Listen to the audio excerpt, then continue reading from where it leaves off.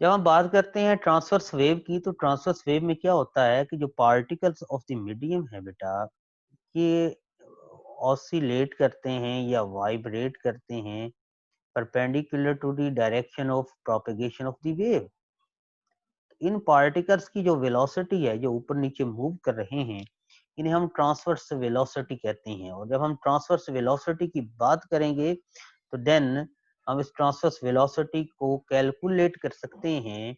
We should know that कि ये जो पार्टिकल्स हैं, जो ऊपर नीचे वाइब्रेट कर रहे हैं, these particles will constitute simple harmonic motion.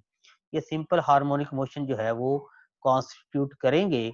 और अगर मैं इसके लिए y की वैल्यू लिखना चाहूँ, सिंपल हार्मोनिक मोशन वाली इक्वेशन लिखना चाहूँ, y will be equal to, यानी ये ऊपर नीचे जो मूव कर रहे हैं, इनका जो डिस्प्लेसमेंट है, transverse displacement, y will be equal to Y M sine के x minus omega t minus phi नहीं है तो फिर जीरो हो सकता है, फेज कांस्टेंट हो भी सकता है, नहीं भी हो सकता।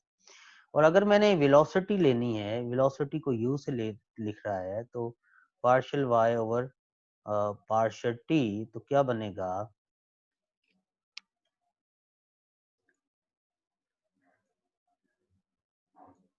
तो अगर मैं इसका डेरिवेटिव लूं तो ये आएगा minus y m omega cos k x minus omega t minus phi. तो इसी को हम लिख सकते हैं, अगर हम इधर इक्वेशन पे गौर करें, हमारे पास इक्वेशन है, इसका हमने डेरिवेटिव लिया तो क्या आया, minus y m omega cos k x minus omega t minus y, this is the transverse velocity. और इसी तरह अगर आपने ट्रांसवर्स एक्सेलरेशन लेना है, तो इसका अगेन डेरिवेटिव ले लो विद रिस्पेक्ट टू टी। तो ये क्या बन जाएगा, माइनस, ये भी माइनस है तो ये भी माइनस प्लस हो जाएगा, y m omega square sine के x minus omega t minus phi. तो हमारे पास ये जो पार्टिकल ऊपर नीचे सिंपल हार्मोनिक मोशन एग्जीक्यूट कर रहा है, वो यहाँ पे प्रूव हो जाएगा कि वो पार्टिकल क्या कर रहा है, सिंपल हार्मोनिक मोशन एग्जीक्यूट कर रहा है। और इस वेलोसिटी को हम ट्रांसवर्स वेलोसिटी कहेंगे। ये वाली वेलोसिटी जो है, दिस इज ट्रांसवर्स वेलोसिटी। तो बेटा ये एक छोटा सा आर्टिकल था। इसके बाद जो मेजर आर्टिकल है, दैट इज वेव इक्वेशन। तो वेव इक्वेशन करने से पहले अगर हम लोग इसके कुछ सैंपल प्रॉब्लम्स देख लें, तो वो हमें कुछ फायदा होगा उससे। कहता है कि a reverse sinusoidal wave is generated at one end of a long horizontal string by a bar that moves the end up and down through a distance of 1.3 centimetre. कहता है कि ट्रांसवर्स, एक ट्रांसवर्स साइनोसाइडल वेव आप लोग बनाते हैं, एक रस्सी को एक बार के साथ आपने कनेक्ट किया और बार को ऊपर नीचे मूव किया, और जो ऊपर नीचे आप मूव कर रहे हो उसका एम्पलीट्यूड है 1.3 centimetre. The motion is continuous and is repeated regularly. और कितनी टाइम के बाद आप ऊपर नीचे से मूव करा रहे हैं, 1 to 5 टाइम्स पर सेकंड, यानी एक सेकंड में कितनी दफा ऊपर नीचे मूव कर रहा है, 125 टाइम। तो 125 जो है फ्रीक्वेंसी क्या होती है, द नंबर ऑफ ऑसिलेशंस पर सेकंड। तो एक सेकंड में कितनी ऑसिलेशंस हैं, 1 to 5, तो इसकी फ्रीक्वेंसी क्या होगी, 1 to 5 hertz will be it's frequency. कहता है if the string has linear density, जिसे आप म्यू कह रहे हो, ये वाला म्यू, अगर आप गौर करें ये वाला म्यू, ये अगर इसकी लीनियर मैस डेंसिटी की इसने बात की है, वो कितनी है, 0.251 kg per metre, and is kept under a tension और force of tension capital F की वैल्यू 96 न्यूटन है। Find the amplitude, frequency, speed and wavelength of the wave. तो आपने क्या क्या फाइंड आउट करना है, जरा गौर से सुने, इंतहाई आसान सवाल है। आपने फाइंड आउट करना है क्या है, ए वाला, इफ स्ट्रिंग हैज डेंसिटी इतनी है and kept under tension find amplitude, आपने एम्पलीट्यूड फाइंड आउट करना है। तो बेटा एम्पलीट्यूड फाइंड आउट करने की जरूरत नहीं है, उसने हमें दे दिया है। उन्होंने कहा है कि आप उसे ऊपर नीचे कितना डिस्टेंस तक मूव करवा रहे हो, 1.3 सेंटीमीटर तक। तो 1.3 सेंटीमीटर क्या होगा इसका एम्पलीट्यूड, और 1 सेकंड में कितनी दफा मूव करा रहे हो, 125 125 टाइम्स। तो फ्रीक्वेंसी क्या होगी, 125 हर्ट्ज। तो यहाँ पे आप देख सकते हैं, कहता है as the bar move total distance 1.3 centimetre the end, हाँ जी ये कुछ ऐसा है। तो कहता है कि आप इसे मूव करवा रहे हो ऊपर नीचे, ये बार को ऊपर नीचे मूव करवाने से ये कुछ ऐसा हो रहा है। कहता है कि ये टोटल डिस्टेंस जो ऊपर नीचे जाते हुए ये ट्रेवल करता है, ये टोटल डिस्टेंस ये है 1.30 सेंटीमीटर। लेकिन जो हमने एम्पलीट्यूड की बात करनी है, तो एम्पलीट्यूड क्या है, मेन पोजीशन से किसी एक साइड का डिस्टेंस, जिसे हम वाई एम कहते हैं। ये क्या होगा, 1.3 डिवाइडेड बाई 2। तो आप इसे निकाल सकते हैं, ये आ जाएगा 0.65 सेंटीमीटर। और कहता है कि ये जो आप ऊपर नीचे मूव करा रहे हो 125 टाइम्स पर सेकंड। अब फ्रीक्वेंसी की जो है वो डेफिनेशन वो क्या है, द नंबर ऑफ वाइब्रेशंस पर सेकंड, तो कितनी होगी 125 हर्ट्ज इसकी फ्रीक्वेंसी होगी। अब देखिए जरा, तो कहता है कि इसकी जो एम्पलीट्यूड आपने कहा था, उसने कहा कि इसे आप मूव करवा रहे हैं up and down through a distance of, ऊपर नीचे कितना डिस्टेंस ट्रेवल कर रहे हैं 1.3। तो ऊपर नीचे टोटल डिस्टेंस एक पीक से दूसरे पीक का, तो आपने एक पीक तक का लेना, उसका हाफ ले लेंगे।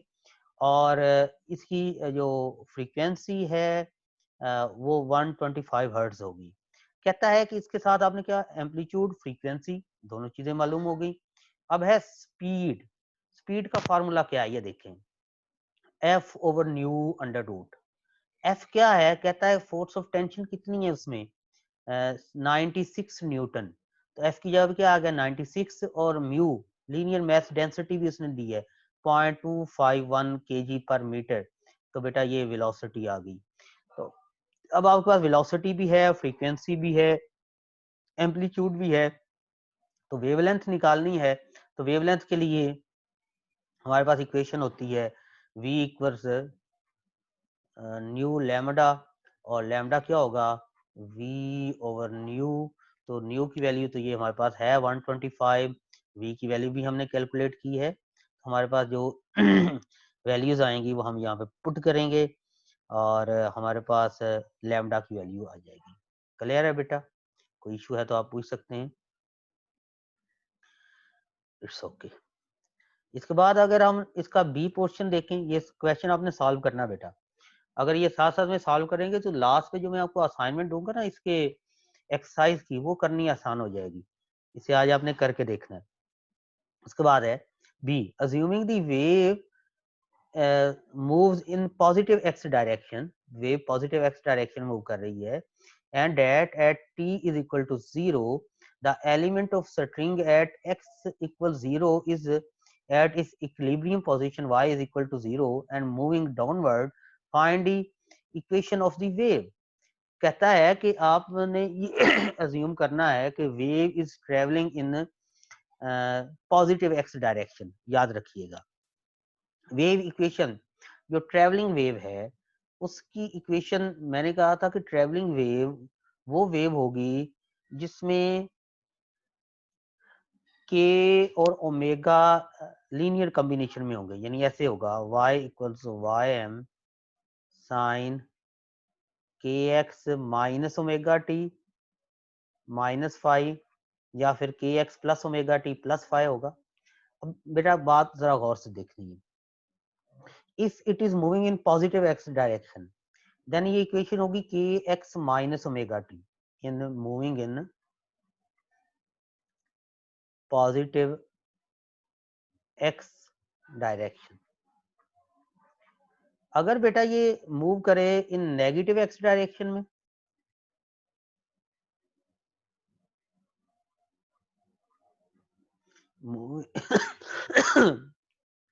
Moving in negative x direction. तो बेटा पॉजिटिव एक्स के लिए माइनस ओमेगा टी और नेगेटिव एक्स के लिए प्लस ओमेगा टी।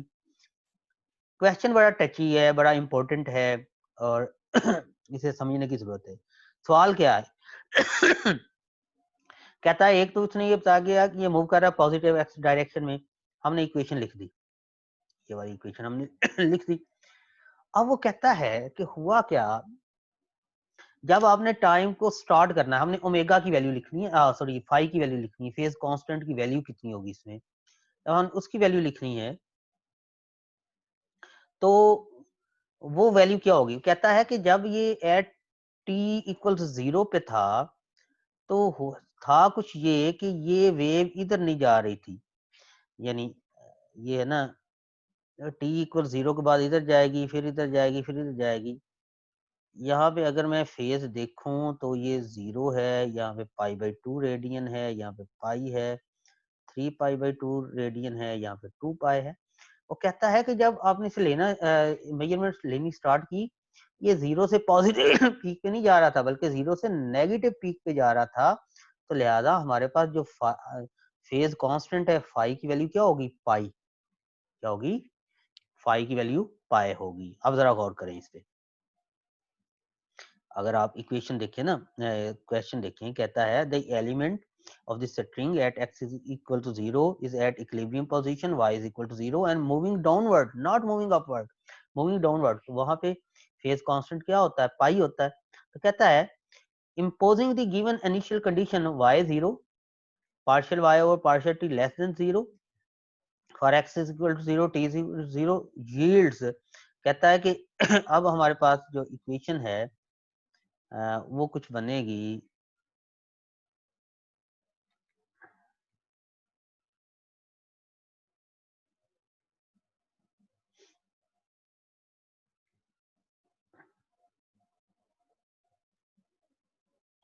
इसे सिंपल ये लिखें, हमारे पास फाई की वैल्यू क्या हो जाएगी बेटा, pi, phi will be equal to pi. मैंने कहा कि वो मीन से नेगेटिव पीक पे जा रहा है तो फाई पाई है, और जो पाई है ये ट्रिग्नोमेट्रिक रेशियो को चेंज नहीं करता। तो हमारे पास इक्वेशन क्या आ जाएगी, अगर फाई की जगह मैं पाई लिखूं तो Y will be equal to Y M sine के एक्स माइनस ओमेगा टी, ये इसकी वैल्यू निकलेगी।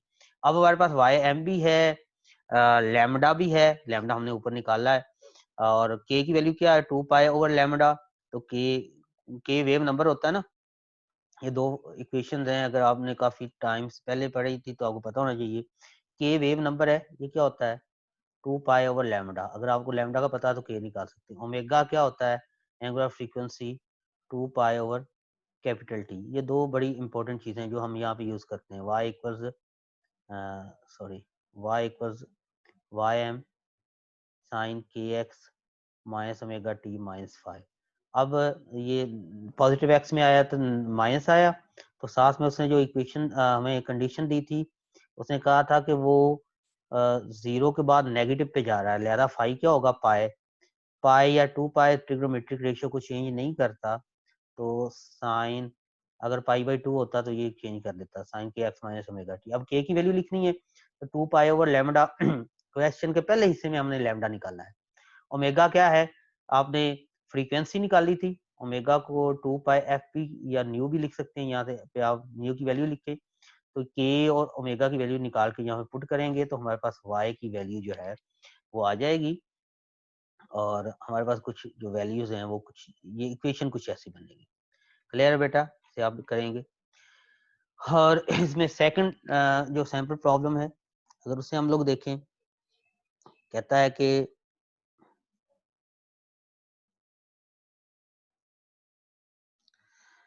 as the wave of the sample problem 1 passes along the string, वही वेव सैंपल प्रॉब्लम नंबर 1 की, वो स्ट्रिंग से पास करती है, each particle of string moves up and down at right angle to the direction of the wave motion, क्योंकि ये transverse wave है। Find the expression of velocity and acceleration of particle p located at xp equals 0.245 metre. बेटा इंतहाई आसान है, आपने खुद इनसे कर सकते हैं। कहता क्या है कि जब ये वेव किसी स्ट्रिंग से मूव करती है तो पार्टिकल्स ऊपर नीचे मूव करती है। उसमें से किसी एक पार्टिकल की वो कह रहा है कि आप स्पीड फाइंड आउट करें, मींस ट्रांसफर वेलोसिटी या ट्रांसफर स्पीड, जिसके लिए हमने फार्मूला ये लिखा था बेटा, ये जो हमने फर्स्ट डेरिवेटिव लिया ये वाला।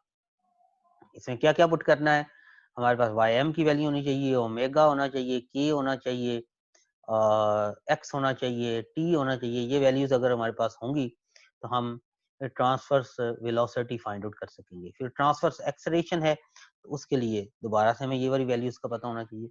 कहता है कि एक तो आपने उसकी ट्रांसफर्स वेलोसिटी और एक्सेलरेशन कैलकुलेट करना। तो देखें x p equals 0.245 metre, centimetre में कन्वर्ट करना चाहते हैं तो कर दे। कहता है कि लेट्स सपोज कि ये इसका फेज कांस्टेंट 0 है, और फेज कांस्टेंट 0 है तो हमारे पास जो इक्वेशन बचेगी पीछे वो इक्वेशन आ जाएगी sine cos k x minus omega T. तो हमारे पास जो इक्वेशन बचेगी ये देखिए माइनस वाई एम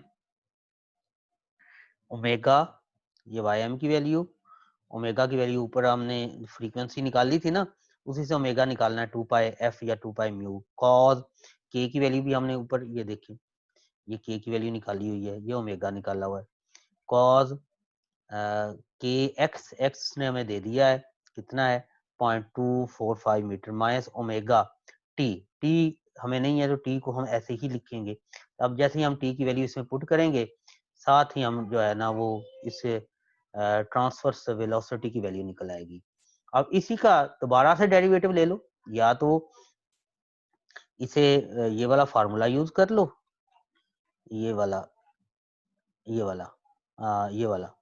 अगर नहीं करना तो क्या करो, बड़ा सिंपल सा तरीकाकार है कि एक्स वेलोसिटी का ही सेकंड डेरिवेटिव ले लो विद रिस्पेक्ट टू टाइम, तो आपको ये एक्सलेरेशन की वैल्यू दे देगा। तो ये बड़ा इंपॉर्टेंट है बेटा, इसे भी आपने सॉल्व करना है। ये सॉल्व करते जाएं असाइनमेंट्स के तौर पर, जब मैं कहूँगा तो ये आपने सबमिट करनी होगी।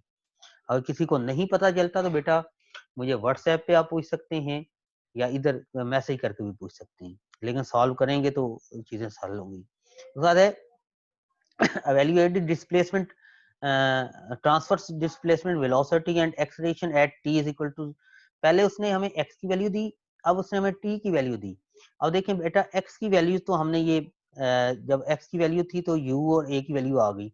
इन दोनों में अननोन क्या था, इसमें भी टाइम अननोन था, इसमें भी टाइम अननोन था। अब उसने हमें टाइम की वैल्यू दे दी है, जब उसने हमें टाइम दे दिया है तो टाइम यहाँ पे पुट करें तो वेलोसिटी भी निकल आएगी, यहाँ पे पुट करें तो एक्सेलरेशन भी निकल आएगा। और y की वैल्यू निकालनी है तो y हमारे पास पहले ही है, y equals y M sine के x minus omega t, phi को तो हम 0 ले रहे हैं, तो के एक्स की वैल्यू भी एक्स पी वाली, ओमेगा टी की वैल्यू अगर हम यहाँ पे पुट करें तो ये वैल्यूज हमारे पास जो है ये आ जाएंगी। ठीक है बेटा, तो ये आपने आज का जो हमारा टास्क है जो आप लोगों ने करना है वो जो दो चीजें करनी है। एक तो आपने ये साबित करना है कि अगर linear mass density of string और फोर्स ऑफ टेंशन चेंज ना हो देन स्पीड सेम रहती है, और स्पीड सेम रहती है तो फ्रीक्वेंसी टू वेवलेंथ रेशो किसी एक वेव की वो इक्वल होगी frequency to wavelength ratio of the second wave. यानी ये आपने साबित करना है, ये वाला जो अभी आज हमने किया। उसके बाद दूसरे नंबर पे आपने ट्रांसवर्स वेलोसिटी निकालनी है, जैसे ये निकली हुई है, और ट्रांसवर्स एक्सलेरेशन लेना है। सबसे पहले तो आपने ये करना है, ये दो चीजें करनी है। इसके बाद आपने सैंपल प्रॉब्लम नंबर 1 को सॉल्व करना है और सैंपल प्रॉब्लम नंबर 2 को सॉल्व करना है। तो ये आज का हमारा टास्क है, तो इसे आप लोग करेंगे, अगर कोई इशू होगा तो आप मुझसे डिस्कस करेंगे। ठीक है बेटा, टेक केयर। अगर कोई क्वेश्चन है तो आप सर रिकॉर्डिंग शेयर कर दीजिएगा ग्रुप में। चलें, रिकॉर्डिंग तो शेयर करते हैं लेकिन क्लास टाइम पे लिया करें। ठीक है बेटा, अल्लाह हाफिज।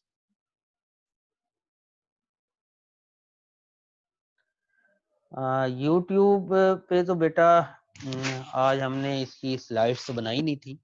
यूट्यूब पे जब शेयर करना होता है तो आपके अलावा और बच्चे भी देखते हैं, इसलिए हमें स्लाइड्स बनानी चाहिए, उसकी प्रेजेंटेशन बेहतर होनी चाहिए। पर मैं शेयर करूंगा आपको। It's okay. माइक ऑन कर दें।